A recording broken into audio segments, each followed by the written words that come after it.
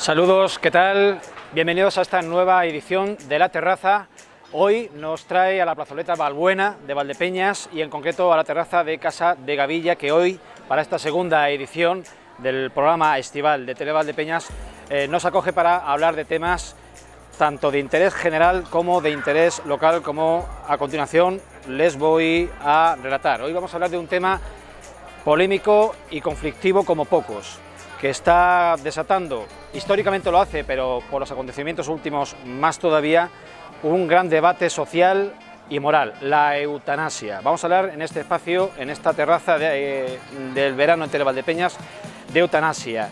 Otros asuntos que vamos a abordar a continuación son la sesión de investidura del presidente del gobierno de nuestro país, que está transcurriendo esta semana y que aún no se ha resuelto. Sí conocemos esa primera parte, esa primera votación el pasado martes, ayer en concreto, pero parece ser que ya se ve esa fumata blanca de cara a la jornada de mañana. En el ámbito local y entre otros asuntos vamos a hablar de esa gran reforma que se está llevando a cabo, esas mejoras que se están llevando a cabo en el polígono industrial del vino de Valdepeñas. Y les tengo que, como no, relacionar que aparte de Casa de Gavilla, pues van a colaborar, van a estar presentes en este programa como patrocinadores, pues las bodegas Mejía Hijos con la familia de vinos Corcovo, también bodegas Marín Perona con sus vinos Tejeruelas, Fío y Marín Perona, la empresa hostelera Huertas Muñoz, que como saben gestionan el complejo Los Delfines, el hotel-restaurante Santa Cruz y la empresa de catering Santa Cruz. También colabora en este espacio Jardín Flor con el vivero La Mesonera. Como le decía inicialmente, vamos a hablar de un asunto complejo y conflictivo como pocos, la eutanasia. Y les invito en primer lugar a que se queden con nosotros y vean este reportaje, este vídeo que el equipo de Televaldepeñas ha elaborado con la opinión de los valdepeñeros y con los testimonios también de familias y de personas y de personajes que han vivido en sus carnes y de cerca asuntos los más notorios, los más notables que hemos encontrado en nuestro pasado reciente en España y en el mundo. Véanlo.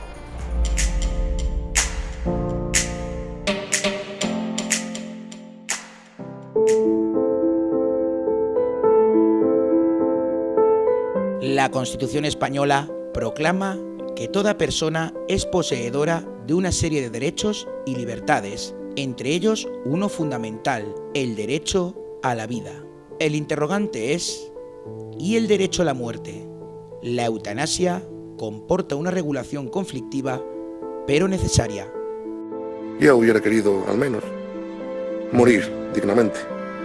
Hoy, cansado de la desidia institucional, me veo obligado a hacerlo a escondidas, como un criminal. Para debatir este controvertido tema, empecemos a conocer de lo que queremos hablar.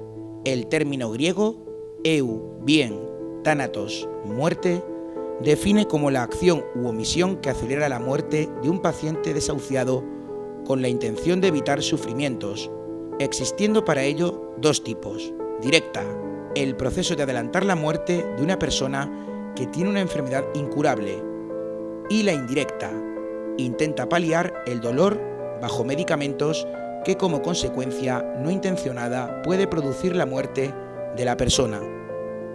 La práctica de la eutanasia no está regulada a nivel estatal en España, aunque sí legalizada en países como Holanda, Luxemburgo y Bélgica, y el denominado suicidio asistido es legal en Suiza, Alemania, Japón, Canadá y en 7 estados de Estados Unidos. El artículo 143.4 del Código Penal, en vigor desde 1995, castiga con penas de prisión a quienes ayudan a morir a otro. Muchos casos quedarán en nuestra retina por esta cuestión. Por ejemplo, el de Ramón Sampedro, que fue uno de los defensores en tanto de afectado por eutanasia más conocido en España, por la película Mar Adentro. Este gallego tetrapléjico luchó durante 29 años para que los jueces le concedieran su derecho a morir, incluso intentando convencer al rey Juan Carlos de que llamara al orden a sus servidores para que le concedieran su derecho a terminar con su vida. El caso de Noa también es llamativo. A los 11 años, esta joven holandesa fue violada por primera vez en una fiesta escolar. La historia se volvió a repetir cuando tenía 12 y 14 años. Después de luchar con ese trauma, finalmente Noa decide organizar su propia muerte rodeada de sus padres y amigos, conocido como un suicidio asistido. Otro caso, también de actualidad, vuelve a abrir la polémica y el debate, el de Ángel Hernández y María José Carrasco. Ángel ayudó a su pareja María José a acabar con su vida, que sufría de esclerosis múltiple. Ángel grabó un vídeo de dureza extraordinaria en el que él acerca un vaso con pajita a su mujer para acabar con su vida, tal y como ella había pedido varias veces, y ha querido que ese documento salga a la luz para que todo el mundo viera el sufrimiento y el abandono por el que estaba pasando la pareja. Este caso sería de aplicación penal por inducción y cooperación al suicidio. De la eutanasia puedo decir que estoy totalmente de acuerdo, que creo que cuando una persona está en fase terminal por alguna enfermedad y no se vale por sí misma, tiene el derecho a elegir cuándo quiere morir. Es un tema muy complicado, porque hay muchos factores y en realidad no es fácil opinar, porque yo estoy a favor cuando ya la cosa es irremisible, ya cuando ya no hay ninguna posibilidad, cuando ya es todo asistido, pero es muy complicado porque aún así es muy difícil hablar del tema. Mientras tenga vida, no me parece bien quitársela. Soy así de franca. Pues porque creo que una persona que está sufriendo no tiene por qué sufrir, si sabe que se va a morir, de todas formas. Depende del caso, pero yo no sé, es algo muy personal. Yo creo que no lo haría. Yo personalmente. Porque pienso que si alguien lo está pasando tan mal, que no quiere seguir alargando la vida, siempre y cuando no se pueda evitar, pues pienso que hay que dejar libertad antes que otra cosa. Es una gran pregunta, seguro. Pues, sí, yo creo que la persona estaba como listo y quería terminarlo, yo creo que sí. Habría que reformarla, eso los tienen que decir los entendidos. Quizás sí debería costar, pero yo que sí que estoy de acuerdo, cuando la gente la veo tan imposibilitada y que ya necesita de todo el mundo. Y yo te lo puedo decir porque viví algo familiar complicado. Entonces estoy de acuerdo en que la eutanasia, en Constitución o las leyes o quien lo tenga que hacer, que se apruebe. Luego cada uno elige, claro, somos libres. Casi tendría que ser una decisión del propio paciente cuando ya se encuentra en un estado en el que él ve que es imposible seguir adelante. Aún así, son la vida, la muerte, es que es una cosa muy complicada, pero aún así considero que es una cosa ya entre los familiares, la medicina, ver hasta qué punto puede hacer, y sobre todo el paciente. El paciente es fundamental en la decisión, claro. Si ya ves que no hay otro remedio, pero siempre hay que luchar hasta el final, me parece a mí. Yo tengo derecho a morirme dignamente, no sufriendo y ya sabiendo que no tengo remedio. Es que es algo muy delicado para mí, y yo desde luego, no sé, yo pienso, yo me pongo en mí y pienso en mis familiares y la verdad, pues no sé, no lo haría. Pues de que el derecho a la libertad de la persona sea más que el derecho a la vida, si la propia persona quiere. Yo estoy a favor, pero en físicas, en mentales no. O sea, en enfermedades mentales no, solo en enfermedades físicas sí. Todo ello ha dado lugar a manifestaciones para pedir la regulación de esta práctica, bajo el grito de eutanasia legal y queremos libertad para nuestro final. Las encuestas hablan por sí mismas. Según Rosario Segovia, vocal de la Junta Directiva de Derecho a Morir Dignamente, el 80% de la población está a favor de la eutanasia. Ahora, el presidente del Gobierno en funciones se ha comprometido a impulsar una ley en la legislatura que acaba de comenzar. El Parlamento ya ha recibido 1 millón de firmas para poner la correspondiente iniciativa legislativa popular. Muchas opiniones y frentes encontrados sobre este tan complicado tema que ponemos a nuestros tertulianos encima de la mesa. Lo que sí está claro es que no tenemos que perder la libertad en los últimos momentos de nuestra vida, ya que esa libertad es la que nos da nuestra dignidad.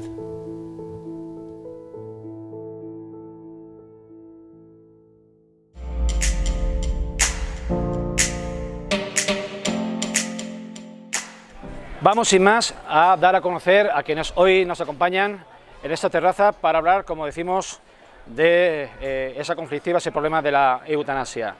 Hemos elegido perfiles profesionales que tienen amplias facultades para tomar parte y opinar y aportar sobre todo versiones que nos puedan ayudar a comprender mejor a qué nos enfrentamos. En primer lugar, José Carlos González, a mi derecha, médico. Él ha sido director del Hospital de Valdepeñas, él ha sido también político, ha sido concejal de Bienestar Social y Sanidad en el Ayuntamiento de Valdepeñas. José Carlos, ¿qué tal? ¿Qué tal? Buenas tardes, gracias. Buenas tardes, noches y bienvenido. Gracias por acompañarnos. Gracias por la invitación, Julián. En el extremo opuesto, geográficamente nada más, el sacerdote Enrique Galán Ruedas. Él es, como todos ustedes conocen, el párroco de la Iglesia de la Asunción de Nuestra Señora. Enrique Galán, buenas noches, bienvenido. Buenas noches y gracias por acompañarnos. Muchas gracias. Continuamos. Juana Caro Marín es pedagoga, es licenciada en Filosofía y Letras y es orientadora en educación secundaria. Juana, ¿qué tal? Muy bien, aquí al fresquito. Gracias por acompañarnos de nuevo, y lo de fresquito ya comprenderán ustedes que es una ironía. En el ámbito jurídico, Aurora Gómez Campos, ella es abogada, ella es escritora, ella es actualmente funcionaria técnico de Administración General en el Ayuntamiento de Valdepeñas. Aurora, gracias por acompañarnos, ¿qué tal? Hola, buenas noches, muchas gracias a ti. Y nuestro colaborador habitual en este y otros espacios, Fernando Prieto Ruiz, agricultor, muchos años presidente de la denominación de origen Valdepeñas y una persona que ha sido artífice del movimiento asociativo agrario, que es un sector predominante en nuestra economía local. Fernando, ¿qué tal? Bienvenido. Hola, buenas noches. Bien, pues no sé por dónde empezar el melón, hablando en términos muy manchegos. Acabamos de ver un vídeo que no deja de conmovernos, por mucho que conozcamos ya los casos concretos, desde Ramón San Pedro hasta esta niña última, esta adolescente, que con la quiescencia de su familia y de sus padres decidía ejercer el derecho a una muerte digna. ¿Acaso dos extremos? ¿Cómo podéis contemplar uno y otro caso dentro de esta casuística general que es la de la eutanasia? José Carlos, en primer lugar. Bien, como has empezado diciendo, es un tema muy delicado, fundamentalmente delicado. Luego lo hacemos ya, lo complicamos nosotros cuando empezamos a cada uno a anteponer nuestras ideas o lo que nosotros opinamos sobre un problema que tenemos sobre la mesa. Te digo, un tema muy delicado. Aquí en España, si no recuerdo mal, son 20, 22 años desde el primer caso importante, ¿no?, de uno de los 3 casos que habéis puesto en el vídeo, y deberíamos ponernos de acuerdo. Lo que está claro, y no tendríamos que confundir muchas veces cuando hablamos de eutanasia, pues se recurre muchas veces al tema de cuidados paliativos, si hay, no hay, si deben ser mejor, deben ser peor, ¿no? Se habla también de suicidio asistido, perdón. Hay muchos términos, no son todos lo mismo, y tendríamos que ponernos de acuerdo. Has empezado haciendo un enfoque, ¿no?, poniéndonos en los extremos, y yo no estoy ni a favor ni en contra de la eutanasia en sí. Luego habría que hablar, que está Aurora, pues de legalizar o despenalizar, ¿no? Son una serie de conceptos que a mucha gente, a muchas personas se nos escapan o no conocemos, y hablamos normalmente de casos conocidos. Al final han salido 3 casos concretos en el vídeo, pero hay miles de casos. ¿Dónde está o dónde habría que poner el límite? Hay que ayudar a estas personas en ese sentido, porque nuestro compañero Enrique, no, posiblemente diga que ayudar será en otro sentido, pero no ayudar a morir literalmente, habrá que ayudarlos de otra manera. ¿Sabes? Perdona que te ponga un poco a los pies de los caballos, José Carlos. Si una familia, ante un marco, digamos, jurídico propicio y que legalice la eutanasia, y donde una familia, ante un sufrimiento irreversible de un familiar, te insta, te pide que llevas a cabo una eutanasia mediante medios activos de cortar con la vida de esta persona, en tus manos, ¿qué sucedería? Te voy a contar algo fácil, tú me acabas de poner a los pies de los caballos, o sea, ¿sabes? No, vamos a ver. Primero, yo soy, como todo el mundo sabe, médico de centro de salud, médico de familia. Es decir, a ese enfermo ya terminal se supone que le conozco bastante antes, con lo cual puedo saber su opinión personalmente. Es decir, aquí cuando hablamos de que la eutanasia, si lo decide el paciente, el enfermo terminal ya, o lo decide la familia, ¿vale? Se están poniendo en funcionamiento, en marcha en distintas comunidades autónomas, registros de últimas voluntades y demás, donde el paciente, el enfermo, antes de ser enfermo incluso, nosotros ahora mismo podemos decir que en caso de no estar en nuestras mejores condiciones para tomar decisiones, ¿qué nos gustaría hacer? Eso me parece primordial y fundamental, que todo el mundo pasara por el registro de últimas voluntades y dijera qué quiere, eso en primer lugar. El tema luego de la familia, vamos a la realidad, ese registro o esa declaración de últimas voluntades no la tenemos, yo no la tengo hecha, de mis hijos, si me pasa algo no sé qué harían conmigo, ¿sabes? Vamos a la realidad, sabiendo un poco el historial, conociendo a la familia y todo, yo estaría a favor de facilitar la eutanasia, facilitar el... Sacerdote Enrique Galán, un enfoque inicial y actual de la Iglesia sobre este tema. La Iglesia siempre ha defendido el derecho a la vida, siempre, y lo va a seguir defendiendo. La Iglesia seguirá diciendo que la eutanasia activa pues no es el mejor modo de tratar el final de la vida. Tú decías antes, es que la gente tiene derecho a una muerte digna. Sí, pero eso no es la eutanasia. La eutanasia no es el único camino para una muerte digna. Una muerte digna es que la persona no sufra ensañamientos terapéuticos, que la persona tenga los cuidados necesarios durante, antes y después, etcétera, etcétera. El tema de cuidados paliativos es un tema muy complicado, ¿no? El tema de la eutanasia hoy en día es que se ve demasiado desde el punto de vista personal. O sea, la vida es mía y tengo derecho a decir lo que quiero hacer con mi vida. Y yo no estaría tan de acuerdo con esa posesión absoluta de la propia persona hacia la vida. Claro, yo creo que la vida es un don de Dios, porque soy una persona creyente, ¿no? Y que la vida hay que respetarla a todos los niveles y que todos tenemos derecho a vivirla dignamente, todos, no solo ante el hecho de la muerte, sino previo, también durante la enfermedad, ¿no? En esos cuidados que hay que tener con las personas enfermas todos los años que estén, ¿no? La dignidad es algo mucho más serio de lo que ahora se quiere decir que es, simplemente porque estamos en tiempos donde la enfermedad no la asumimos, no la aceptamos, donde nos molestan enfermedades muy largas, nos molesta incluso la visión de la persona que ya no se puede mover, que es muy complicado el tema, ¿no? Pero visto desde el punto de vista de fe, la vida es un don de Dios. Y tengo derecho a vivirla, pero tengo obligación también de vivirla. No solo es un derecho, es también una obligación. Ante el horizonte cercano de que el nuevo gobierno que resulte esta semana, si es que tal gobierno existe, dedique parte de esta legislatura, de este mandato, a legislar sobre una hipotética ley de eutanasia en España que le dé carta blanca y que le dé luz verde, ¿la Iglesia Católica tomará partido? La Iglesia dirá que no, pero la Iglesia aceptará las resoluciones legales que salgan del Congreso, porque no queda otra. La Iglesia no está a favor del divorcio y, sin embargo, la Iglesia no ha hecho una guerra en ese sentido, en ese tema. La Iglesia seguirá defendiendo que la vida es un don de Dios, que nosotros no tenemos derecho a quitarla, que lo que hay que hacer es cuidarla hasta el final. Pero si los representantes legislativos de este país deciden desde su mayoría pues una cuestión, pues ya está. La Iglesia vive en esta sociedad, no vive en otra.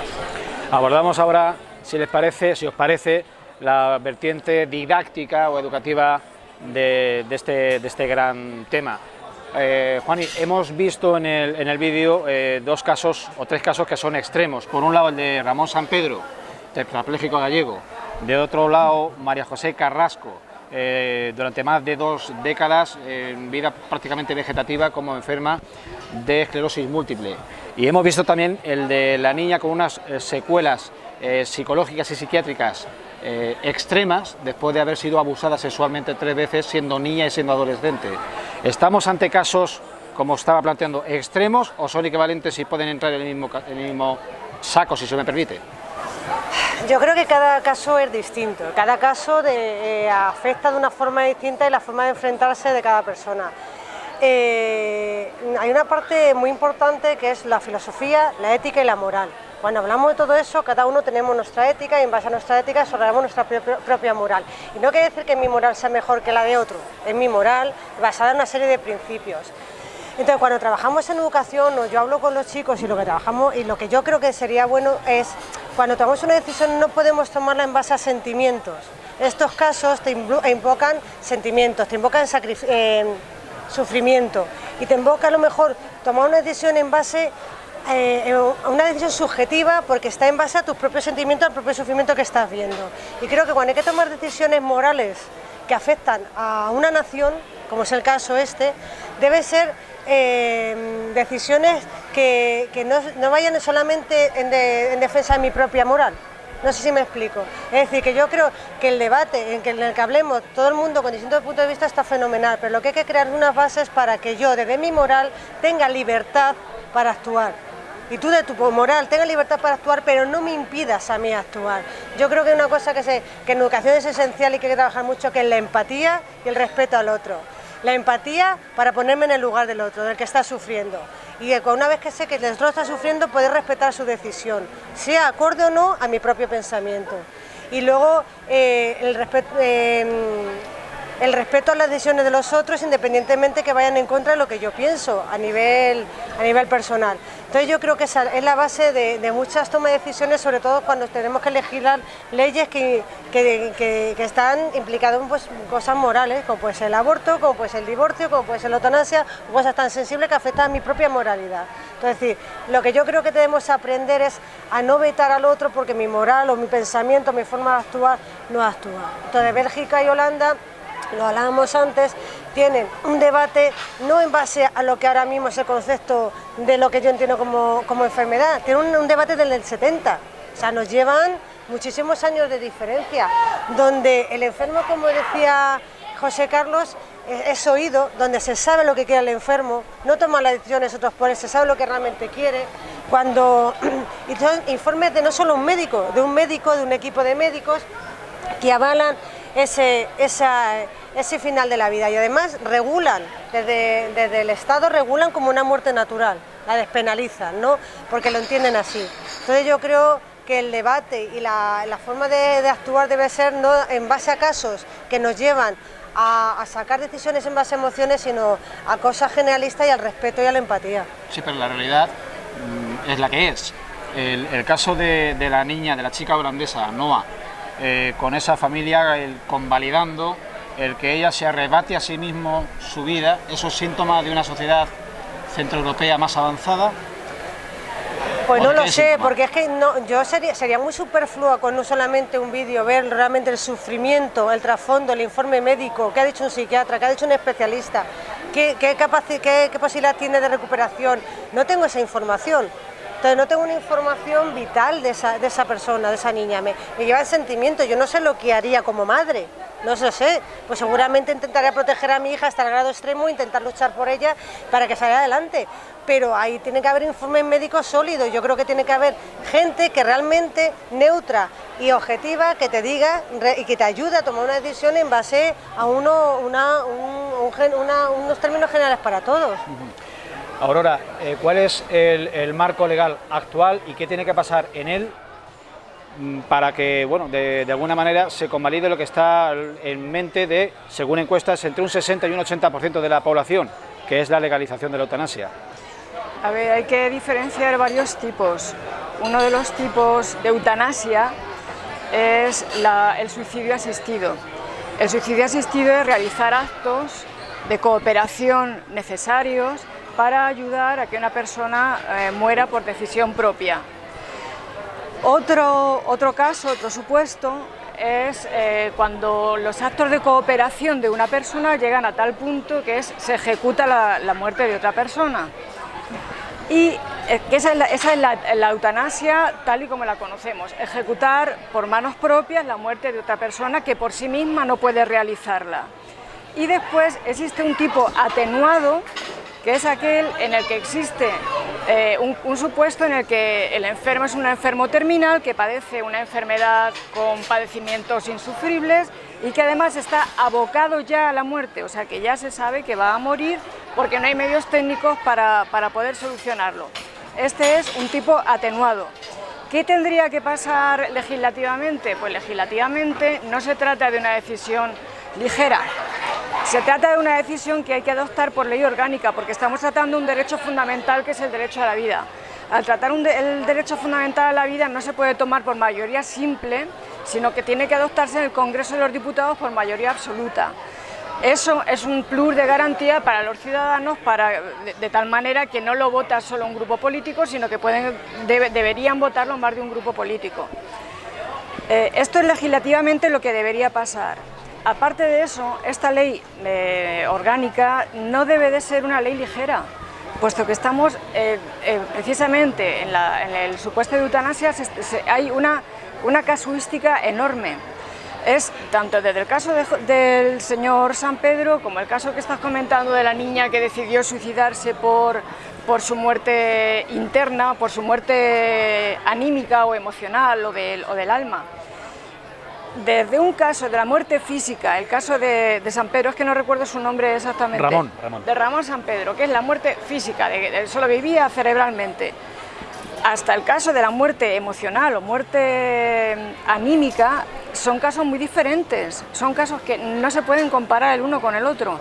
Entonces, lo que yo pienso es que primero no se puede obrar con ligereza, estamos ante una cosa muy seria, estamos ante un asunto muy serio.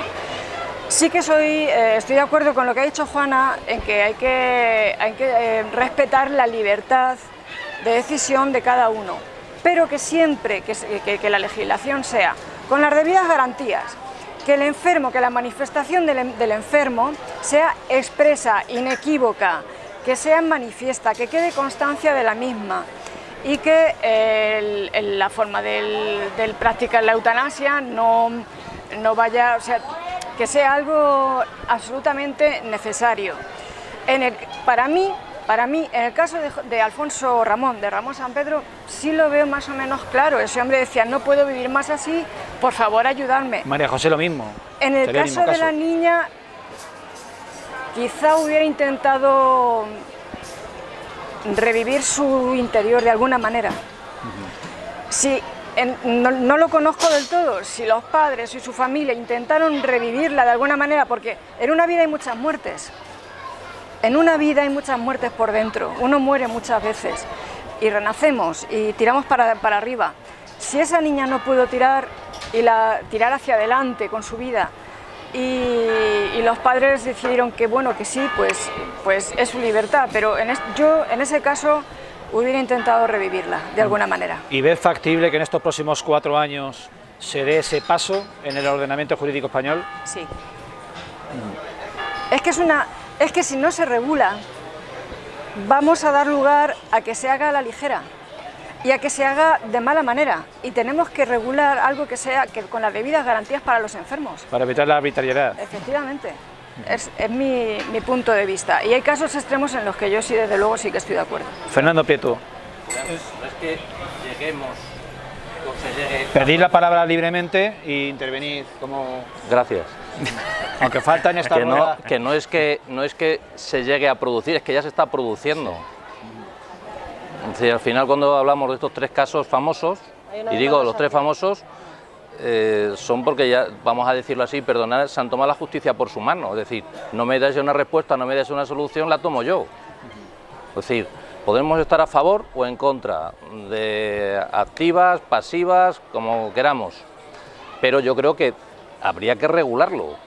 O sea, es un tema que hay que regular, no puede estar, digamos, a la voluntad que en un momento determinado un médico a escondidas o un familiar a escondidas haga algo. Y eso se está haciendo, o que sea un suicidio puro y duro. Es decir, ya está, es decir, ¿no? Que hay que regularlo, eso sí. Cuando hablamos de la chica esta y tal, de Noa, me parece que se llamaba, ¿no? Está la chica, está la familia, pero hay una serie de personal técnico, entiendo que médicos, psiquiatras, psicólogos y demás, que apoyan y autorizan eso, por algo será. Es decir, la chica llega a un punto en el que decide que ya está bien, la familia la apoya y hay una serie de facultativos, entiendo que también abogados y tal, que avalan esa decisión. Yo creo que independientemente de lo que pensemos, de cómo pensemos, que hay que regularlo, yo creo que es más que necesario. Pero cuesta trabajo darle un hueco de comprensión a algo que en apariencia monstruoso, por mucho, por hablar un poco claro, digo. Claro, pero no tenemos datos, como decía él, si hay un equipo de técnicos, de profesionales, nosotros no sabemos realmente el libro entero de esa historia, sabemos lo que nos llega a través del medio, una... Sí. ¿Tu punto de vista? Sí, no, yo iba... Creo que han dicho prácticamente casi todo, ¿no? Al ser el último, el problema es que te deja muy poquito más. Pero sí hay varias cuestiones y creo que debemos de entrar más allá. Es decir, yo creo que estamos hablando muchísimo sobre la eutanasia, y es bueno, mucho sobre el testamento vital o las últimas voluntades, que creo que es tan importante como la eutanasia. Porque uno de los ejemplos que has dado al principio es que entre el 70 y el 80% de la gente cree que hay que sacar una ley de eutanasia. Pero luego no hay tanto valiente que va a hacer su testamento vital. Es decir, tenemos capacidad de hablar de algo sobre los demás y no aplicárnoslo a nosotros mismos. Y yo creo que lo primero que tenemos que hacer es aplicarnos sobre nosotros mismos para luego tener capacidad de hablar sobre los demás. Es decir, yo creo que en la eutanasia, dejar la decisión a terceros es muy complicado, tremendamente complicado. Y sobre todo cuando uno ha vivido en un seno familiar, y son varios hermanos, por poner un ejemplo, y tienen que decidir los hermanos sobre qué hacer o qué decisión tomar sobre un padre o una madre. Imaginaos que de los 3 hermanos uno dice que no. Ya estamos supeditando que la decisión ya vaya a un tercero, que es un juez. Estamos viendo casos también concretos en Francia, por ejemplo. Eso es una auténtica barbaridad.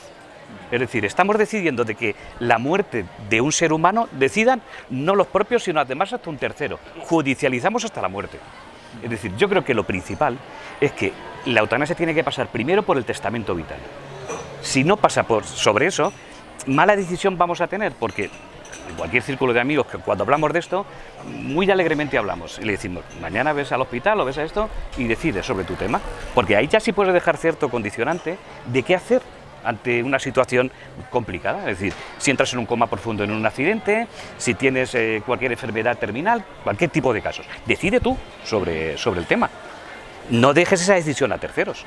Y sin embargo luego no somos tan valientes para esa decisión. Por eso quiero decir que ese tema moral es complicadísimo que decidamos los demás sobre ese tema. Pero es que además ahí estáis hablando de un testamento vital solo en una dirección. No, podemos... Existe el testamento vital también para que no me apliquen la eutanasia. También, perfectamente, es que claro, si no lo haces, estar diciendo que no. No se ensañen conmigo terapéuticamente, perfecto. Que tampoco me mantengan la vida de una forma artificial. Perfecto, sí. Hay un testamento vital para morir. Porque tú puedes decir, si estoy en coma...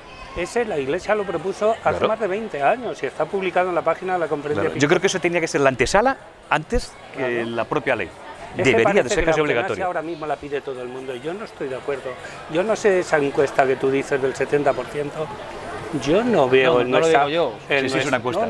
Yo, en nuestra sociedad valdepeñera, y yo hablo con mucha gente, yo no veo tan mayoría el tema de la eutanasia, veo otros muchos temas de lo que la gente sí habla. Si habéis visto el vídeo, hay un muestreo, los compañeros de televisión han sido cuidadosos de mantener en las entrevistas que han hecho un poco la proporción de los que decían que sí, que no. Que sí, yo no te digo que no, pero yo no le veo como tema que... Ahora, es verdad que el Partido Socialista lo lleva, que Podemos también quiere, que saldrá en esta legislatura, pues seguramente salga. Ojalá que salga bien, como tú dices, Aurora, si es que sale porque haya mayoría, ojalá que salga bien. Y lo que se busque sea no salir al paso de problemas, 3 problemas, 5, no sé cuántos son al final. Mi padre murió hace 2 años y pico, 3 años va a hacer, y estuvo en cuidados paliativos. Y llegó un momento que los médicos nos dijeron, donde mejor puede morir es en su casa, que muera en su hábitat natural, le queda no sé cuánto tiempo de vida. Bueno, pues se entabló entre nosotros la discusión, nos lo llevamos, va a estar peor cuidado, lo dejamos, no sé qué. Los médicos nos ofrecían ir a casa también a cuidarlo, ¿no? Bueno, pues el cuidar la vida hasta el final, luego se murió por otras circunstancias, yo siempre dije, para no crearnos problemas, se murió antes de tiempo, es verdad, y no nos hizo discutir a la familia en ese sentido. Pero que hay muchos modos de cuidar al enfermo. Ahora, ese caso de la niña en Holanda, aquí hemos tenido casos también como ese, no, ninguno, en Holanda, donde la eutanasia está legalizada, pues son casos muy específicos. No, aquí no sabemos si ha habido casos, pero no sabemos. Los chicos se suicidan. Exactamente. Sí. Entonces, y eso no es eutanasia. Eutanasia es buena muerte, un suicidio no es una buena muerte. Claro, pero no confundamos. Si es que es que son conceptos distintos, claro. Es una cuestión legal. Pero ¿por qué lleva esa situación? El testamento vital es un documento fehaciente que tiene que realizarse con las debidas garantías legales, a través del cual una persona decide que para un futuro, cuando se encuentre sin capacidad ni raciocinio, pueda decidir que no se le apliquen cuidados y tal, y que quiere fallecer y que quiere dejar que se le cuide y tal. Sin embargo, en los casos que estamos viendo, las personas estaban conscientes. La niña estaba consciente, Ramón San Pedro estaba consciente, o sea, no es lo mismo el testamento vital para un futuro, en el caso de que yo no tenga ni capacidades volitivas ni capacidad intelectiva suficiente para poder decidir, que cuando uno está consciente, decir, es que te lo estoy diciendo consciente y libremente y expresamente que me quiero irme. No es lo mismo, el testamento vital sirve para la otra circunstancia. Sí. Una vez aclarado eso, entiendo que no se trata de una ley arbitraria, no puede tratarse de una ley igual que se regula cualquier otra cosa más ligera. Insisto en que tiene que haber una seriedad, los informes técnicos necesarios y tiene que haber unas garantías, sobre todo para el propio paciente y para la propia persona, médico o profesional que va a ejecutar eso. Porque ahí el médico, el facultativo, se está jugando su buen hacer profesional. Sí, hay muchos derechos que proteger en esa ley. Yo decía, por ejemplo, al principio, el debate que se ha creado en Holanda y en Bélgica desarrolla perfectamente el derecho a la eutanasia, es decir, que tú como paciente puedes decidir si quieres o no. Que tengas médicos, que tengas especialistas que lo tengas que hacer. Entonces, es que está regulado. Entonces, y no tenemos que ir a casuística de nada, es que son los propios equipos médicos, los especialistas, lo que te están diciendo. Lo que decía de los suicidios, ¿por qué lleva una persona al suicidio? Claro que son dos casos distintos, pero a lo mejor me llevo al suicidio porque es que no veo una salida de otro tipo. Entonces, a lo que sí hay un debate, y sí es verdad que hay un debate, es el que yo pueda decidir si quiero morir o no, independientemente que yo lo haría. Es que una cosa es lo que yo haría y otra cosa es lo que yo tenga que impedir al resto que lo haga. Y luego lo del testamento vital no creo que sea cuestión de valentía, creo que es cuestión de cultura de la muerte. Como no llegamos a pensar que me va a llegar a mí y como me creo que al final no me voy a morir y no me va a pasar a mí lo del accidente, no termino en irme, yo la primera, a hacer eso porque me pienso que todavía me queda mucho tiempo. Porque vivimos en un mundo en que todavía hablar de la muerte y que me voy a morir también da mucho yuyu. Mira, entonces yo creo que es cuestión de que lo voy dejando... Juana, los legisladores van a tener capacidad de decidir sobre eso y en un porcentaje elevadísimo no van a tener testamento vital. Pues por lo mismo que te estoy diciendo, al final son personas. Claro, pero ellos tienen que legislar para todos. Donde quiero decir, yo creo que qué mejor ejemplo de su propia decisión antes de decidir sobre los demás. Ya, pero yo te digo que yo soy la primera. Entiendo. Que como es una cosa que no... Tengo siempre un montón de cosas más antes que hacer que eso. Claro, por ejemplo, que miedo a la muerte... hacer donante de médula, me he de hacer donante de órgano y tal. Que miedo a la muerte y tabú sobre el tema, sí, pero es que no te da miedo cuando llega un médico y te dice, ¿qué hacemos sobre tu padre o sobre tu madre? Que están en prácticamente terminal o tiene un Alzheimer en fase prácticamente terminal, ¿qué hacemos? Pero para antes, seguramente en la mitad de los casos con una ley de eutanasia... Pero tú imagínate que tienes que decidir tú ya sobre ellos, ya ni siquiera sobre ti. Y llega un momento que dice, bueno, me lo llevo, como dice Enrique, ¿me lo llevo a casa o no me lo llevo a casa? Sin embargo, tú sí puedes llegar a un momento de decir, no quiero sonda. Pero si no es la cuestión de lo que yo haría, es lo que yo debo hacer para que se legisle, para que cualquiera pueda tomar la decisión, que a lo mejor yo no la tomaría porque no lo sé, pero yo no puedo elegir en base a lo que yo haría con mi padre, sino lo que creo que se tiene que legislar a nivel nacional. Y ojalá tuviéramos miras a nivel de Estado, porque cuando en el 2016, además en el 2016 Izquierda Unida propuso la ley de eutanasia, el PSOE se abstuvo, Ciudadanos y PP votó en contra. En el 2017 votaron todos en contra. En el 2018 el PSOE presentó su propia ley de eutanasia. Pero hace falta lo que dice Aurora, es decir, hay que ir todos a una y no en función de lo que en cada momento necesita hacerlo, y para eso hay que pensar... Claro, sí que el tema es tremendamente complicado, si fuese sencillo se había legislado ya, está claro, ¿no? Estamos hablando de que lo que haríamos nosotros con nuestros padres. Yo creo que no, yo creo que esto tenemos que ver lo que yo quisiera que pasara conmigo. Claro, por eso digo que yo no tengo que ver si yo voy a decidir sobre alguien cercano, yo tengo que ver sobre primero si sobre yo llego uno el mismo, momento, claro, sí. Y si yo puedo expresarme, ya me expresaré en su momento, lo que quiero es que me dejen. Claro. Y si no puedo expresarme, quiero que alguien concreto, que puedo definir antes, puedo decir antes quién quiero que sea, ¿no?, pueda decidir por mí, sabiendo ese alguien lo que yo quiero, que lo pueda haber escrito en un testamento vital o no. El testamento vital también sirve para decir si muero en un accidente, si quiero que mis órganos sean donados. No estamos hablando solo del tema de muerte o no muerte, pero el testamento vital sirve para mucho, ¿no? Pero eso del testamento vital, eso ya está reglamentado, ya está hecho. Ahí vas al centro de salud y dices, yo quiero tal, y ya te dan los papeles y te dicen cómo lo tienes que hacer y demás. El tema es dar paso, el siguiente paso, y ese siguiente paso es lo que nos da miedo, pues, por todo lo que estamos hablando de aquí. Ya no tanto, yo creo que nadie pone en duda que si se hace una ley sobre este tema concreto va a tener todas las garantías, pero igual que si se hace una ley sobre el tema de la conducción o sobre la venta de alcohol, es decir, la ley seguro que va a tener todas las garantías, porque nadie creo que es un imprudente total, digo, a la hora de tomar decisiones sobre esto, digo, nadie que tenga responsabilidades políticas o técnicas, ¿no? El problema es el miedo que nos da, pues, hablar de ciertas cosas y lo diferente que opinamos unos y otros. Opinamos diferente del tema de la eutanasia, opinamos diferente del tema del aborto. Y opinamos diferente de tantas cosas que son, no sé, delicadas, ¿no? Y lo que dice... Perdón, Juana. Yo creo que tiene razón. Es decir, una cosa es lo que yo haga y otra cosa es lo que permitir a otra persona que opine así, con todas las garantías que se pueda hacer. Nadie habla en este tema, creo, de que abiertamente y gratuitamente yo hoy diga con toda mi salud, que diga, mira, que ya me he cansado, que me ayudéis a morirme. Bien. Sino yo creo que es con todas las garantías. Del mismo modo que planteamos que tiene que haber un cambio en el ordenamiento jurídico, también tiene que haber una participación de la política en un asunto como de hecho va a ocurrir. ¿Es el mal irremediable que la política, o sea, que es un asunto tan sensible, pase a politizarse? ¿Es necesario que se politice? ¿Qué pensáis? Yo creo que si de Estado, efectivamente, si se politiza creo que saldrá mal. Si se politiza creo que saldrá mal. Creo que es un tema de sentido común fundamental. A que se implante un criterio táctico en los partidos políticos para tomar una u otra opción según les interese. Saldrá mal. Saldrá mal. Saldrá mal, por eso saldrá mal. Creo que es una cuestión, como bien dice Aurora, de Estado. Si no se pone de acuerdo la gran masa política, saldrá mal, porque es una ley que cuando toca sentimientos, cuando toca moralidad, es complicadísima. Y creo que tiene que tener un espectro amplísimo. Amplísimo. No es un mero tema legal. Claro, no es... Lo legal, vale. Si quien puede crear la ley, la crea, pero luego la ley se puede aplicar. La ley es la mejor.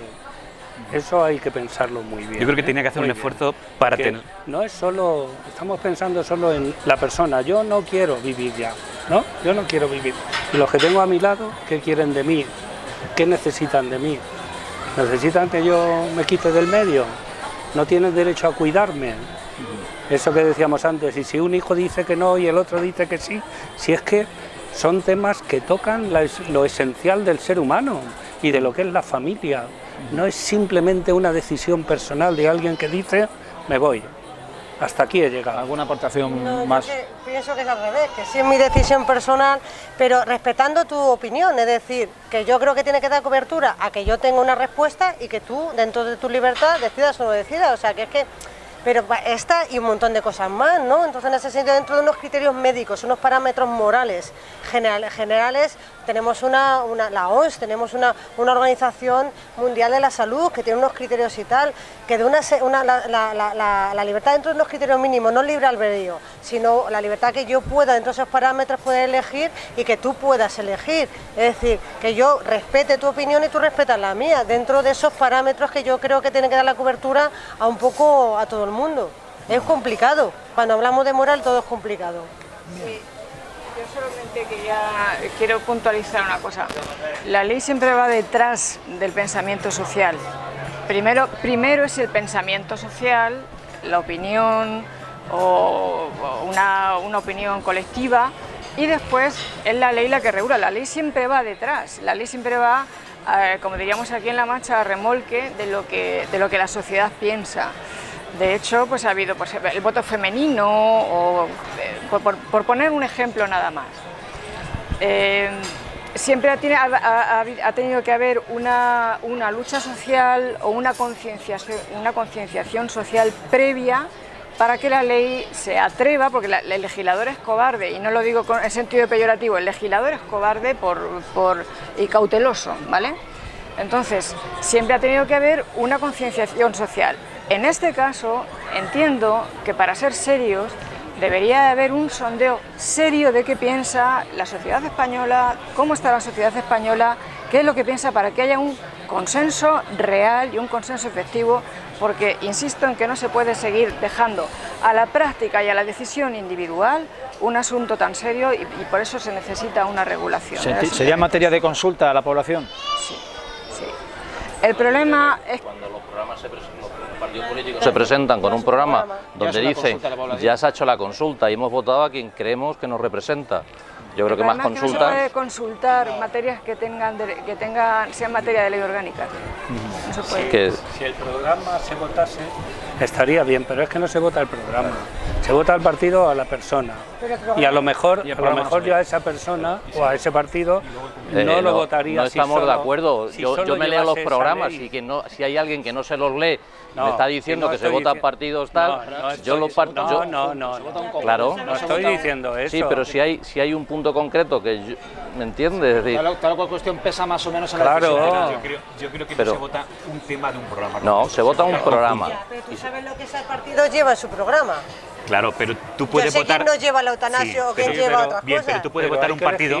Hay que elegir. Tú puedes votar un partido. La ley del mal menor, tengo que elegir a alguien. Sí, claro, pero. Y viendo las cosas que a lo mejor lleva uno y lleva otro, tengo que elegir a este otro, aunque lleva eso, a lo mejor lo tengo que elegir. Pero eso no quiere decir que esté de acuerdo. Claro, con ese tema, no quiere decir que esté. Puedes votar un partido porque coincidas con más cosas que de otro, pero a lo mejor eso no coincide con ese partido. Pero a mí y a nosotros creo que nos interesa el tema de la eutanasia. Habrá gente que no le interese, y le interese pues, el ruido en las calles, ¿no? El ruido en las calles. Y toma la decisión por eso, y eso también lo llevamos a consenso. También votamos para ver si son 10 No, pero son temas distintos. ¿Me entiendes? De una gravedad suficiente que aconsejan quizás ser consultados específicamente sobre ese asunto a la población. ¿Cuánto referéndum ha habido? ¿La OTAN? La OTAN. La OTAN, ¿no? La OTAN. Y yo creo que en España han ocurrido bastantes cosas importantes desde que se votó lo de la OTAN, ¿no? Bien. Sí, hay otras cosas. Sí. No sé si hay alguna aportación más, porque el asunto es eterno. Sí, podríamos tirarnos el tiempo que quisiéramos, ¿no? Entonces, más que desplegar un tupido velo, desplegamos un grueso telón para diferenciar antes de irnos al descanso. Se está produciendo, como decíamos en el sumario, el debate en el Congreso de los Diputados para investir al candidato, al único candidato a la presidencia del Gobierno, cosa que no sabemos si suceda o no. Finalmente parece que hay más papeletas para el sí que para el no en la jornada de mañana jueves. Os pido una ronda de opiniones, empezando por donde queráis. ¿Qué pensáis que va a pasar y qué sería lo bueno que ocurriese? Doctor. Bueno, de momento ha habido más papeletas que no que de sí. ¿No? No, ya las hemos visto. Pero por eso yo creo que sí, que va a haber un acuerdo. De hecho, el hecho significativo que haya habido un voto no en Podemos, Unidas Podemos, o Unidas Podemos, de unas horas antes, y luego haya habido una abstención, creo que todo el mundo opina que ha habido un acercamiento desde ese primer voto que se hizo unas horas antes. Entonces yo creo que sí va a haber acuerdo al final. Los independentistas, por lo menos uno de los partidos independentistas, han dicho que si hay acuerdo ellos también cambiarían el sentido de su voto. Entonces yo creo que va a haber acuerdo. Y lo normal y lo ideal, creo que para la gobernabilidad de España y para salir de donde estamos, lo normal sería que hubiera un gobierno ya. Bueno. Yo deseo, quiero y espero que haya un acuerdo. Entonces no soy objetiva, me puede la emocionalidad, como decíamos antes. Yo creo que hay que encerrarlos hasta que haya la fumata blanca y yo creo que por responsabilidad tenía que haberlo. Yo espero que sí, yo creo que van a tirar hasta el último momento y vamos a estar hasta el último momento esperando a que haya ese apoyo. Yo creo que sí lo va a haber. Yo creo que no sé si es el deseo que tengo, pero yo creo que sí lo va a haber. ¿Ha tenido la sensación de que los pasos que se están dando en estas 2 jornadas son la significación de una secuencia que ya estaba acordada? No, yo creo que no. Creo, bueno, si vemos el primer debate que hubo, fue bastante agrio y bastante rotundo. Si hubiese sido escenificar un tema, no lo habían escenificado así. Creo que se han dado cuenta, después de haber escuchado hoy a los que han participado, de que si no se apañan, les corre mal pelaje a los dos. No a uno, a los dos. Y creo que eso lo han entendido. Y también, fundamentalmente, hemos entrado ahora mismo en una circunstancia política a nivel local, regional y nacional, en que tenemos que empezar a tener cultura de pacto. Y lo mismo que se reparten proporcionalmente los escaños, se reparten las concejalías y se reparten en las diputaciones, tenemos que aprender a repartir también el poder. Si eso no entra en concepto de pacto, haremos mal los pactos. Lo mismo que en el Senado por tus votos tienes 126 o 123 diputados, te corresponden por los votos, pues a lo mejor te corresponden X ministros. Si eso no llegamos a entenderlo el resto de la sociedad, mal momento político vamos a tener que vivir durante muchos años. Porque creo que mayoría absolutas, quitando Valdepeñas y algunos pueblos más, no vamos a tener. Se han extinguido. Porque además se está viendo, ¿no? Aurora. A ver, ¿El tema te apetece poco? Pues no mucho, la verdad. A ver, yo pienso que en lugar de mirarle el interés de cada partido, deberían de mirar el interés general de la sociedad española, y que por el partido más votado ha sido el PSOE y que su partido más afín es Podemos, por lo tanto deberían pactar. Deberían pactar. Es el pacto que a mí me parece más natural. Ya está. Enrique. Y cerramos asunto. Otras elecciones no nos las podemos permitir. Ahora, ¿el pacto de Podemos y el PSOE es lo mejor? Pues perdona, sí. Lleva razón, Juana. Unidas Podemos es lo mejor, pues ya depende de cada uno. Pero otras elecciones... Pero reeditar el año de inestabilidad y de incertidumbre en 2016, que ya lo estamos... Que no, eso no podemos seguir así. Porque además la clase política se desacredita, Ya bastante tienen encima en la opinión pública, Otra vez, ¿no? Señores, llegados a este punto, pues conviene acordarnos de que nace posible La Terraza en esta nueva edición. Nos encontramos, como decíamos al principio, en la plazoleta Balbuena, en Casa de Gavilla. Ellos nos van a mostrar algunas de sus especialidades que cientos, por no decir miles, de clientes cada semana, cada mes, cada año pueden tener la ocasión de degustar. Permítanme que se lo voy a recitar. Vamos a probar y van a mostrarnos aquí Casa de Gavilla a instancias de Juan Antequera, que es su chef, su jefe, su gerente. Bueno, pues sus especialidades de ibéricos, de jamón, de queso manchego, zamburiñas a la plancha, churrasco angus con verduritas a la parrilla. Como decimos en la edición anterior, no existe la televisión sensorial.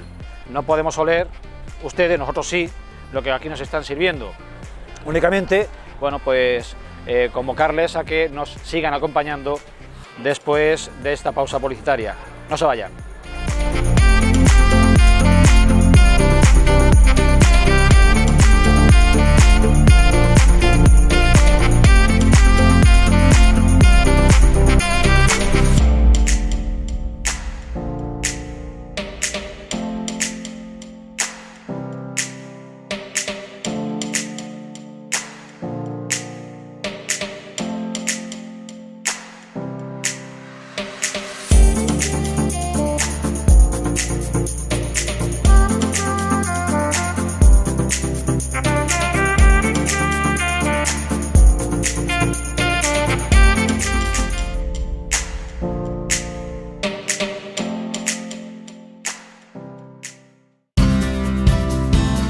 Bodegas Marín Perona, desde hace más de 20 años elaborando vinos de Valdepeñas, caldos con un estilo propio, con técnicas tradicionales, heredadas de nuestros antepasados. Calar Viejo, Tejeruelas o Viña Aldante son algunos de nuestros exquisitos caldos dirigidos a los paladares más exigentes.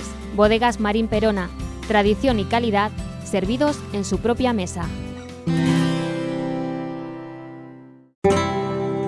Salones Complejo Los Delfines, el lugar ideal para realizar tu boda o celebración. Salones con encanto por su decoración, cálida y única, para disfrutar de momentos felices. Con nuestra atención crearemos un ambiente agradable y relajado. Disponemos de una amplia terraza jardín para cóctel de recepción, capacidad en el salón principal para más de 500 invitados en mesas redondas y 750 invitados en mesas de banquete.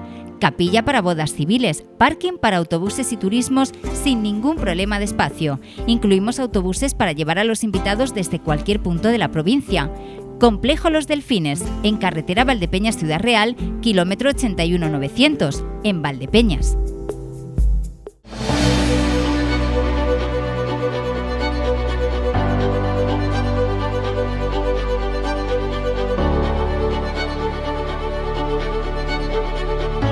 La familia de Vinos Corcovo patrocina este programa.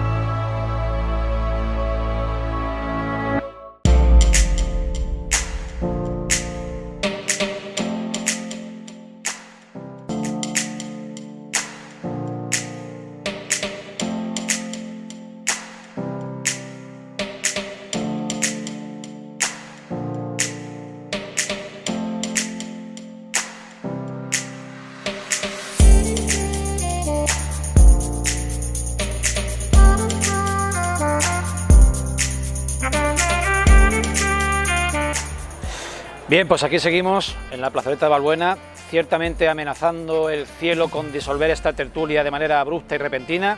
No sabemos si esto finalmente suceda, pero bueno, aquí continuamos después de esa densa e intensa tertulia, que no debate casi, pero dejémoslo en tertulia, que hemos mantenido en la primera parte del programa sobre el asunto que hoy proponíamos ante temas y noticias candentes en los últimos meses, días.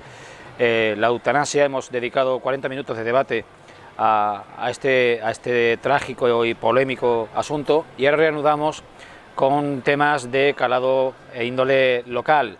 El Ayuntamiento de Valdepeñas está invirtiendo con cargo al presupuesto de inversiones presupuestariamente sostenibles y del remanente, creo que de 2017, cerca de 400.000 euros en remozar, en poner al día el polígono industrial de Valdepeñas, el polígono industrial del vino, el que se desarrolló en torno o entre la Avenida del Vino y la Avenida de los Estudiantes, ¿no?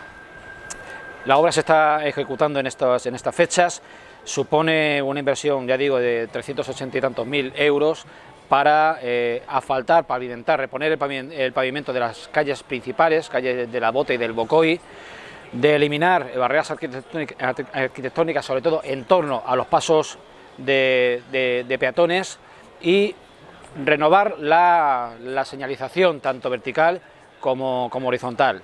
Bueno, esto era, os pido también un punto de vista, una realización que se echaba de menos, que era necesaria y que venían pidiendo sobre todo los propios industriales. No neguemos, como hemos comentado antes, que el polígono, pese a ser pues un cúmulo de propietarios de instalaciones industriales, pues no es menos que es un vivero y un núcleo de generación de economía para el conjunto de la localidad y de su comarca. No sé qué pensáis.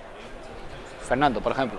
Sí, bueno, la verdad es que el que somos usuarios de ahí, por la vendimia y porque pasamos cuando vamos al campo por el camino, el Atochar y demás, pues la verdad es que era necesario, porque ahí había momentos que ya no eran baches, sino que eran socavones, es decir, era una remodelación, una pavimentación totalmente necesaria, ¿no?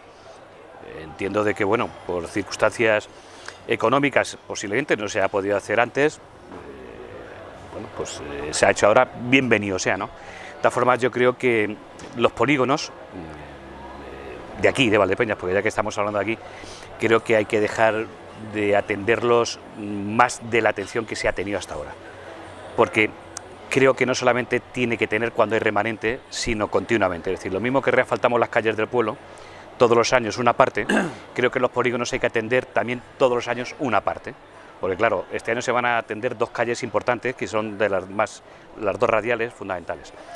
Pero las transversales también hay que darle una vueltecilla. Y no es cuestión de decir, cuando haya remanente lo toco.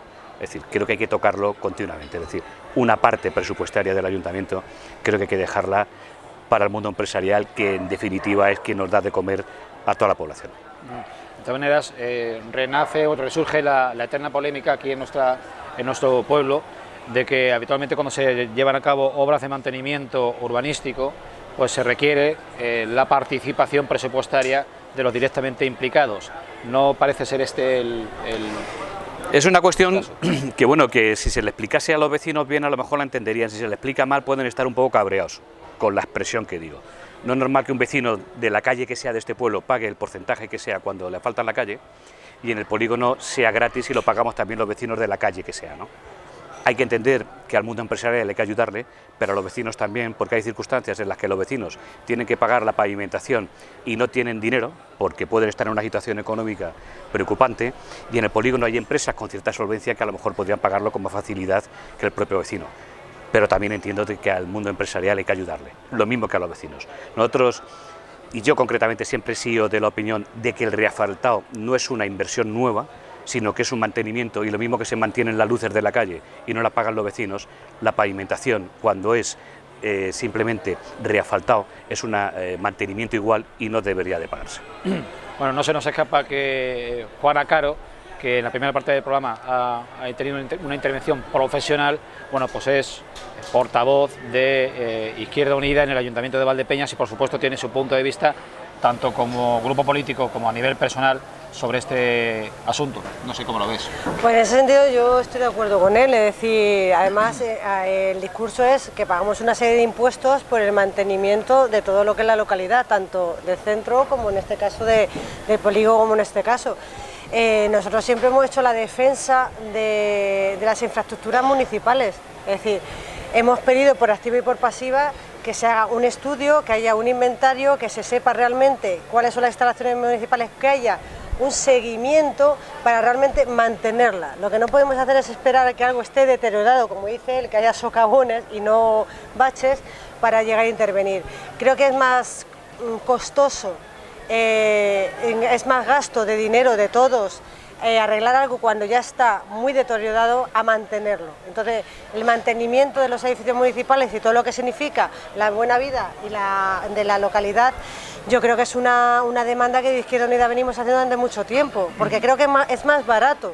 Es más barato mantener cuando tenemos una gotera en una casa que pagar un techo entero porque no hemos arreglado la gotera en ese sentido. Entonces, es necesario ese inventario, ese seguimiento, y no dejar que se nos caiga lo que realmente es de propiedad municipal. Entonces, en ese sentido, nosotros sí echamos de menos ese seguimiento municipal, porque al final es dinero de todos, y cuanto menos gastemos y de forma más proporcional gastemos, menos vamos a gastar todos. Entonces, lo que decía él, si estamos pagando una serie de impuestos, estamos pagando impuestos porque se nos arregla la calle cuando haya un deterioro, y no esperar a que se nos rompa todo para tener que arreglarlo, porque al final es más dinero para todos. Entonces, yo creo que un seguimiento idóneo es un seguimiento continuo, y en eso sí que le echamos de menos. Es una cosa que siempre hemos demandado de Izquierda Unida, tanto dentro como fuera de las elecciones. Es que es de sentido común, cualquiera en casa no se espera que se le caiga la casa encima, empieza a arreglar lo que tiene de la forma que tiene. Entonces, en ese sentido, yo creo que en Valdepeñas deberíamos hacerlo así. En conclusión, bien lo que se está haciendo, pero más a menudo. Sí, con un seguimiento más continuo, es decir, cuando haya un problema hay que atajar el problema y no esperar a que haya un mal mayor. Entonces, claro que estamos de acuerdo que el polígono se arregle, porque además es entrada de dinero, es entrada de gestión, es entrada de empresarios, es mucho movimiento, igual que en el pueblo lo mismo, y hay que ayudar tanto al ciudadano como al pequeño empresario. Y además tenemos un problema a nivel de empresas, se nos cierran empresas, hay que ayudar en ese sentido, pero no creo que, como decía Fernando, además tiene razón en ese sentido, no de forma puntual, es que estamos pagando los impuestos para eso. Entonces vamos a utilizar esos impuestos de forma progresiva, en función de lo que tengamos, y que no, si yo no tengo dinero, no puedo pagar en un momento determinado. Es que yo ya estoy pagando esos impuestos para que se me mantenga el pueblo y todo lo que genera riqueza a mi pueblo de forma continuada. Entonces claro que estamos de acuerdo, pero estamos de acuerdo que se haga un seguimiento y no dejar que las cosas se vengan abajo, que cuestan el doble. Ciudadanos José Carlos González y Enrique Galán, vuestro punto de vista sobre lo que estamos comentando. Yo creo que lo han dicho, y al final todas las infraestructuras de la localidad, todas, hay que mantenerlas. Y muchas veces no se llega a todas, entonces está bien que se vayan abordando de manera puntual ciertos puntos o ciertos sitios que son, vamos a decir, emblemáticos.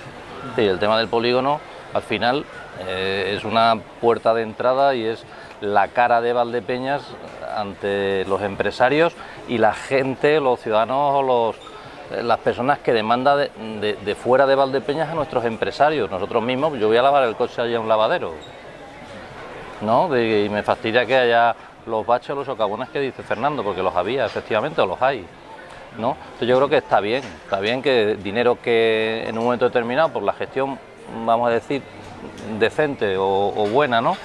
Digo gestión económica, en un momento queda un dinero, queda un remanente que se pueda utilizar en ir lavando la cara al pueblo. Una vez tocará el polígono y otra vez pues ha tocado el pabellón, que creo que hablaremos después, ¿no? Por ejemplo. No. Entonces lo propone, lo incluimos directamente en el...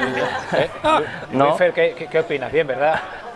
No, entonces me parece bien que se vayan haciendo cuestiones puntuales más o menos importantes en la localidad, y luego pues todo el mundo queremos que lo nuestro sea lo primero, ¿no? Quitando eso, pues yo también podría pedir cosas para mi sector, digo sector no del fútbol sala, sino del tema sanitario, ¿no? Pero poco a poco yo creo que se irán haciendo cosas. Además ahora hay bastantes puntos de vista políticos en el ayuntamiento, con lo cual se van a poder escuchar muchas opiniones. Antes se escuchaban 2 y ahora se van a escuchar 5, creo, ¿no?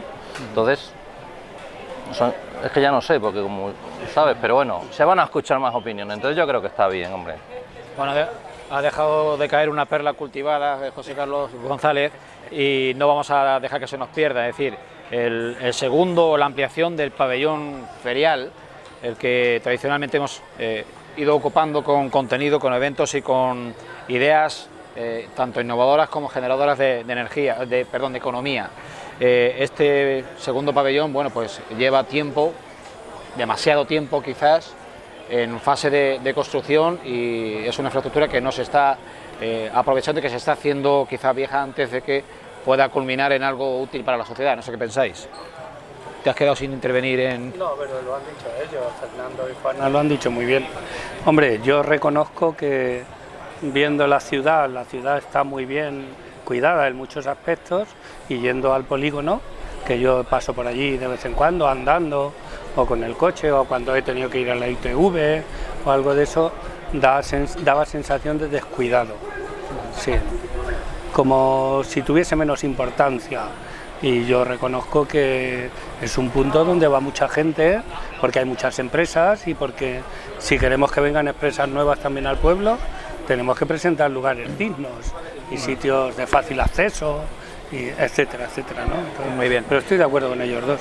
Pues en esta terraza les estamos acostumbrando a hacer constantemente largas cambiadas, y también aprovechamos la presencia de nuestros invitados para que, además de aportar su punto de vista siempre interesante y constructivo a la tertulia, pues les aprovechamos como fuente de información. Es el caso de aquí a mi izquierda, José Carlos González Peña, que es el médico, además del Viñalbal y Valdepeñas, el fútbol sala Valdepeñas, que actualmente está a punto de iniciar su segunda temporada en la división de honor del fútbol sala de la mejor liga del mundo, porque además es que es así, la mejor liga del mundo de fútbol sala. José Carlos, ¿desde cuándo, cómo y por qué tu faceta como médico deportivo? ¿Desde cuándo? Pues me tengo que remontar al año en que estuvieron el equipo, el club, estuvo en División de Plata. Fue un año fugaz porque fue subir y bajar, ¿no? Se pagó la novatada. Podemos estar hablando del año 2006 quizá, Eso fue un año en el fútbol sala, ya te digo, fue subir a división, lo que entonces era división plata, era la segunda división, pero subimos y bajamos, se pagó la novatada en todos los aspectos. Luego yo creo que se trabajó bien, y de hecho el resultado final, el objetivo era bueno, pues ir mejorando, ir progresando, ir sumando, y al final, bueno, pues estamos en primera división, y en esta segunda fase, por decir así, de cuando se precisa médico fijo en el club, cuando subieron a segunda, cuando se subió a segunda, cuando se subió de segunda B a segunda. Fueron las 4 temporadas en segunda y está en primera, sí, pues hace 6 años. Tuve colaboración también, el tema deportivo, con el club ciclista hace muchos años, estuve un par de años porque necesitaban médicos para salir a carretera y demás, y me metían en un coche, no detrás, en la cola del pelotón, y iba detrás pues, viendo a todos los chicos allí, ¿sabes? Ellos padeciendo y yo rezando para que no pasara nada, ¿sabes? De todas formas, es que José Carlos fue portero de fútbol. Ya, no, tengo memoria. De fútbol sala. Es cierto, sí. Tengo memoria de aquellos o de aquellos par de partidos que se jugaban de fútbol sala, equipo entre políticos y periodistas frente a los jóvenes del Consejo de la Juventud, y sí le recuerdo de parar un penalti con la cara. Sí, es verdad. ¿Vale? Mi memoria funciona. Bueno, pero ya dejando un poco aparte la broma y la anécdota, ¿cómo vive un médico deportivo de un club de primera división? ¿Que cómo lo vive? ¿Cómo lo vive? ¿Y cuánto trabajo te absorbe? ¿Qué carga de responsabilidad te supone? En fin. Bastante. Mira, cuando el club, yo creo que lo conocemos todos los valdepeñeros, conoce el club, conoce su historia, su desarrollo, conoce la directiva, el club, por mucho que estemos en la mejor liga del mundo, por mucho que estemos en la división de honor, en la primera división, no deja de ser un club modesto que va dando pasito a pasito, pues va evolucionando. ¿Qué ocurre en esta última etapa? Digo última etapa desde la subida a segunda división creo que fue hace 5 años y pico, 6, ¿vale? Era un grupo de amigos, la directiva sigue siendo la misma, o sea, sigue siendo el mismo grupo de amigos, y luego el equipo realmente también era un grupo de amigos, jugadores de segunda división, algunos de ellos veteranos, otros salidos de aquí, de la cantera de Valdepeñas, y pues éramos los recién ascendidos. Entonces, digamos que la carga como médico que se generaba, pues pero no era ni mucho menos lo que ha ido produciéndose después, lo que ha ido incrementándose después. En segunda se fueron dando pasos cada vez un poquito más, como equipo digo, el equipo grande, como club, ¿vale? Hace 2 años, creo recordar, pues el equipo, el filial subió, luego volvió a bajar. O sea, el salto de calidad del equipo al final va aparejado mayor profesionalidad, mayor responsabilidad, mayor dedicación, pero para los jugadores y para todo el equipo técnico, ya no del médico.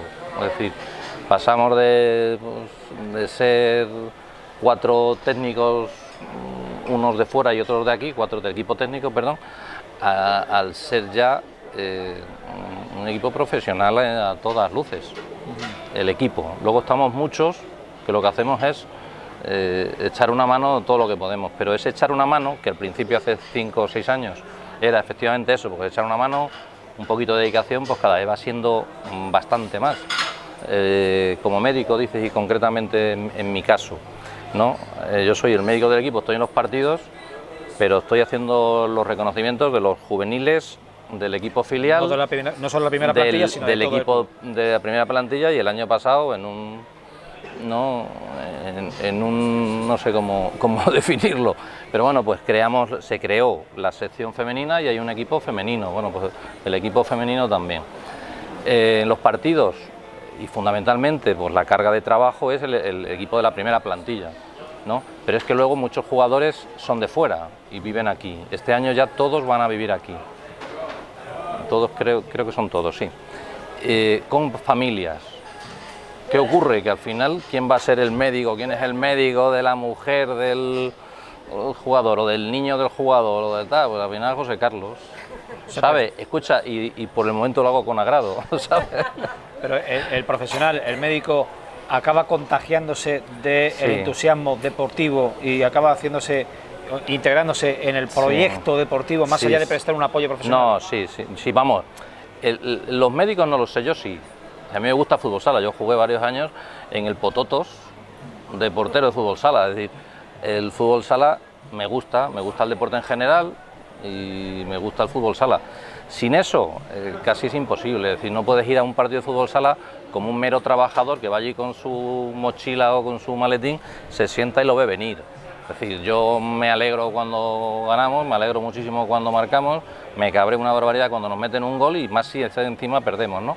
Les digo cosas a los árbitros por lo bajito, porque me han llamado alguna vez la atención, ¿no? Uno me dijo, doctor, va a quedar muy mal que expulsemos al doctor, ¿sabes? A partir de ahí aprendí que efectivamente me tenía que manifestar, pero hombre, con un poquito más cuidado, ¿no? Entonces, sí, soy uno más de la plantilla a todos luces, vamos. Yo sí te quería preguntar una cosa, ¿no? Hay una cosa que a mí, por deformación profesional, porque tú eres médico, pero la parte psicológica, la tensión, la ansiedad que se genera, ¿cómo la gestionáis? Con cuidado. Me explico, hay muchos momentos en un partido y metidos en caliente, sobre todo cuando siempre te juegas en los partidos, siempre nos jugamos algo, digo nos jugamos todos. Nos jugamos el equipo, nos jugamos el club y nos jugamos toda la afición, ¿no? Entonces hay jugadores, unos más calientes que otros, unos más veteranos que otros. A veces algunos hay que controlarlo mucho.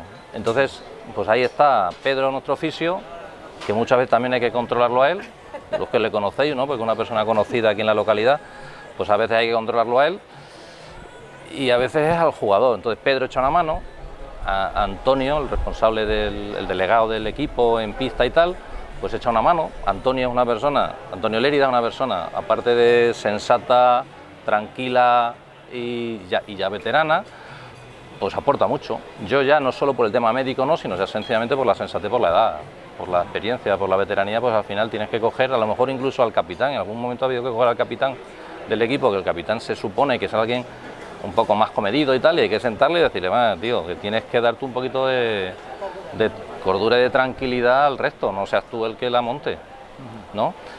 Y es eso, con mucha tranquilidad y mucho cuidado. Fuera de partido, pues claro, en el partido al entrenador tampoco le puedes decir mucho. El entrenador, sobre todo, al entrenador que tenemos actualmente, porque anteriormente Leo era de otra manera, más tranquilo, más sosegado, pero aquí nuestro amigo, a David hay que echarle de comer aparte, o sea, tienes que estar casi echándole, ¿sabes?, tirándole con la cuerdecilla y no se deja.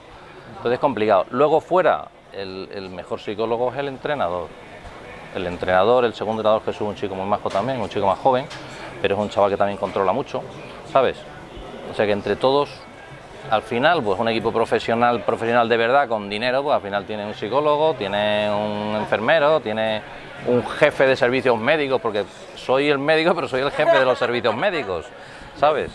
Ti mismo, el jefe de ti mismo. Bueno, eso que uno hace ahí de todo, ¿sabes? ¿Es aficionado, Enrique Galán? Me encanta, el fútbol sala, ¿Lo sigues? el fútbol, los deportes, sí, lo sigo. Te tienes que venir. No puedo ir porque normalmente jugáis los sábados. Los sábados por la tarde. Y yo tengo misa, pero tengo que ir, porque me encanta. Me encanta el ambiente también, es una maravilla. Sí. ¿Cuántos años lleváis de ser la mejor afición de la liga en la que participáis? De 5 años, 4. 3 de 4 en segunda y este último año en primera. Es que tenéis que ver, dices tú, de implicación. Yo obligatoriamente tengo que estar en los partidos de casa. O sea, el médico lo pone el equipo de casa, ¿vale? Entonces, luego hay médicos que se desplazan y llevan equipos que se desplazan y llevan su médico y equipos que no. Pero entonces el médico de casa, digamos que es el médico oficial. Pero yo voy no a todos, porque a todos no voy, pero la inmensa mayoría de los partidos fuera voy y estoy ahí. Y tenéis que ver, yo qué sé, el año pasado en Ferrol, 60-70 personas que han ido toda la noche viajando de Valdepeñas a Ferrol para estar en el partido, animar y aplaudir y venirse. Eso es un lujo, lo ponga donde lo pongas. Luego, aquí llenar, que tiene su mérito, porque vas por allá a pabellones que da pena, ¿sabes? Aquí es un lujo, pero lo que es un lujo es eso que te digo, ¿sabes? En Ferrol. Ya no te digo Madrid la gente, no, el Inter Movistar, que No, Canarias, el campeón de todo, el Inter, ¿no? Que los aficionados me dieran, a mí concretamente, bueno, a más gente se lo harían, pero a mí que me dieran la enhorabuena por la afición, nos habían ganado, ¿sabes? Bien, ¿no? Que nos den la enhorabuena por la afición, pues al final es un gustazo. Vas, pierdes, pero te vienes satisfecho, ¿sabes? El equipo lucha, el equipo compite, la afición es un lujo, pero al final como hay que estar. ¿Cómo ves, para acabar, José Carlos, la temporada 2019-2020? ¿Se va a consolidar el equipo en primera división? ¿Va a cabalgar, a escalar a esa parte media de la tabla? ¿O va a continuar luchando por mantenerse en la categoría? Vamos a ver, mis funciones, yo soy el médico, mis funciones son de médico, pero yo creo que la ilusión que yo puedo tener es la ilusión que tiene toda la afición. El paso que se ha dado este año, ya te digo, se van dando pasitos año a año, temporada a temporada, pero este año es muy significativo. Se consiguió el mantenerse en primera, se consiguió la permanencia. Este año el equipo que se ha confeccionado está hecho, en primer lugar, el objetivo es mantenernos en primera, obviamente, ¿no? Pero se ha dado un paso más y la idea es no pasar tantas penalidades como el año pasado. Que luego cae algo con ayuda de todo el mundo, pues fenomenal, pero la idea es no pasar las penas que pasamos. Que tenemos suerte, luchamos, peleamos, ganamos, nos salen. El año pasado jugamos en Ciudad Real, tuvimos lesionados graves, tuvimos no te he preguntado, una de las estrellas o de los personajes, de los jugadores más destacados, se lesionó a la primera de cambio y ha estado aquí viviendo toda la temporada. Sí. ¿Se le va a recuperar y cómo se le va a recuperar? Terry se lesionó, tuvo una lesión, la lesión más grave que puede tener un jugador, se hizo polvo a la rodilla, se fastidió el ligamento cruzado anterior, lleva de baja, ha estado 6-7 meses de baja, la evolución ha sido buena, el chico es brasileño, se fue a Brasil, él contrató allí a un fisio y a un preparador físico, el fisio es el del Santos, el famoso club, ¿no? Y por lo que sabemos y lo que hemos hablado con él, viene en perfecto estado para jugar. Otra cosa es realmente ya cuando se ponga a competir es cuando se va a ver si el jugador realmente está recuperado 100% o no, o sea, físicamente sí. Otra cosa es que cuando haya que meter la pierna, ¿sabes? O la cabeza vaya mejor o vaya peor, ¿sabes? Físicamente está bien. Muy bien, pues muy grato, muy agradable vivir de primera mano y de un profesional, en este caso de la medicina, que está implicándose en ese proyecto deportivo que tiene en vilo e ilusionar a la ciudad entera. Pero tenemos que poner punto y final a esta terraza que se ha prolongado más seguro que de lo previsto por los gestos que constantemente nos hace Luis Fer Díaz Gallego desde detrás de la cámara. Bien, le vamos a dejar en esta noche con un reportaje interesantísimo que en días pasados hizo Televaldepeñas y que se ha venido reemitiendo en los últimos días y que lo seguirá haciendo aún unas fechas más.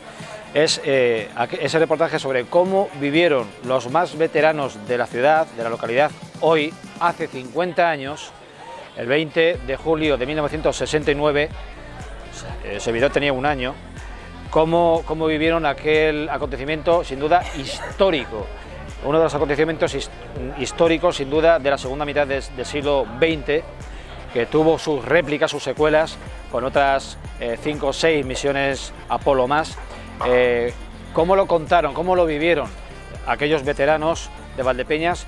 Y ese punto de vista, que sin duda siempre es interesante, de la asociación Quixote Innovation, de la mano del bueno de Joaquín González del Pino. Con eso les vamos a dejar y les vamos a emplazar a que nos sigan en un nuevo programa de este verano de La Terraza que Televaldepeñas está llevando a cabo, desarrollando durante los meses de julio y agosto. Hasta la próxima.